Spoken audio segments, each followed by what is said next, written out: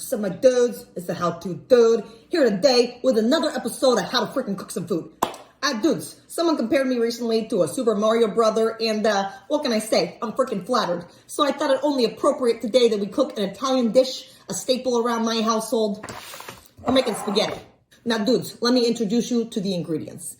I'm actually not going with a spaghetti pasta. I'm going with a rotini, but a special kind of rotini. I'm going with Banza pasta. It's made from chickpeas. It's packed full of fiber, packed full of protein, so you can upgrade your own dish. If you're not going to go with a Banza pasta, totally okay. I recommend a whole grain pasta, a whole wheat pasta, as opposed to your typical white refined pastas.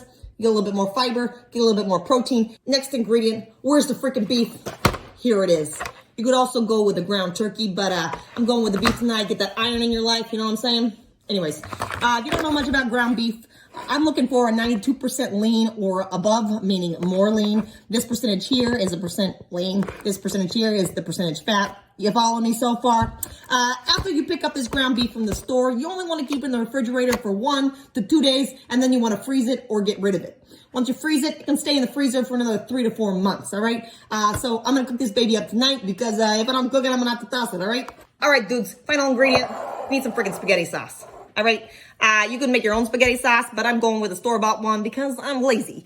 Keep the ingredients simple. This one's got tomato, more tomato, also tomato, and some seasonings and herbs.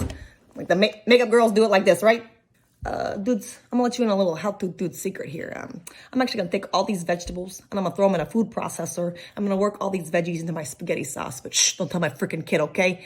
So if you struggle to get enough vegetables into your life, this is a simple way that you can add it in. I'm not gonna cover that in today's video, but keep that in mind. All right, dudes, so get this thing going. I'm getting my pasta water boiling here. I don't do things exact around here, so I fill my pan up about half the way, maybe 2/3 of the way full of water. I got this on high heat all the way up. Add a little salt in to help the noodles from sticking. Throw a lid on to help this boil faster. All right, moving on. While I'm waiting for my water to boil, I'm gonna go ahead and start browning up my beef.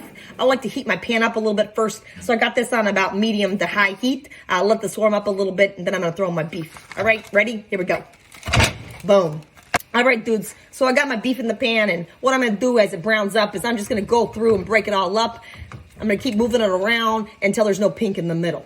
Hey dudes, as your beef is browning up, you can go ahead and add in some spices and some herbs, things like basil, oregano, thyme, all work very nicely. I'm just gonna go ahead and use a simple and Italian blend, sprinkle this baby up, get it all seasoned all nice for me. Flavor Flav! All right, dudes, my beef is almost done browning. My pasta water was boiling, so I went ahead and added my pasta. How much pasta, you asked? Well, I had half of a box and I used the whole freaking thing. I notoriously overestimate pasta, so I'm probably not the best one to ask about the portions here. But the one thing that's great is if you make too much pasta, you got more for days, okay? With the chickpea pasta, it's going to foam up a little bit, and with any pasta, your water might overflow. So you want to keep an eye on things, stir things, reduce the heat if you need to, so it doesn't overflow like it did for me a minute ago.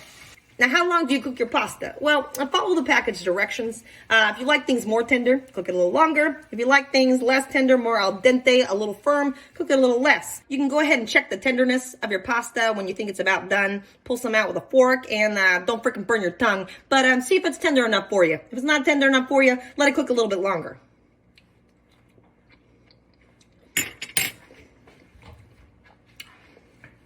All right, that's about good.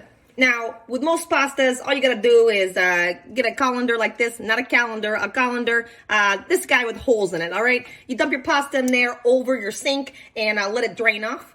With this particular pasta, you gotta rinse it too, okay? So I'm gonna show you what that looks like. All right, dudes, so be careful when you do this so you don't freaking burn yourself, okay? So I got my colander, I got my pot with pasta in it. I'm gonna go ahead and move my hand out of the freaking way and dump this in. Voila. Let that drain off. And now also, like I said, with the chickpea pasta, you gotta rinse it too. So I'm gonna take my little nozzle here. Give it a nice rinse. Like I said, not all pastas you have to do this, so read the package directions first. Then when you're done rinsing it, go ahead and return it to the pan, over the sink preferably, so you don't make a mess. Voila. All right, my beef is done. It's nice and browned all the way through. I don't see any red or pink pieces, so I'm looking good to go there. So the last thing we need to do is heat up our pasta sauce. I've got my pan a low to medium heat. I don't want to turn this up too high because if I do, not only is it going to splatter freaking everywhere and make a huge freaking mess, it's also going to burn on the bottom. So throw it in low to medium heat, grab something to keep stirring it with, and also just check on it until it's the desired temperature. So just warm, hot, doesn't have to be piping hot. All right, dudes, like I told you earlier, I like to work some extra vegetables into my pasta sauce. So I went ahead and added them to this food processor, got them all nice and chopped up, and I'm just gonna add some in now.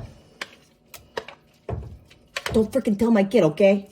So I just worked that in there. Like I said, a simple way you can upgrade your pasta, get a little bit more vegetables into your life, make it extra nutritious for you.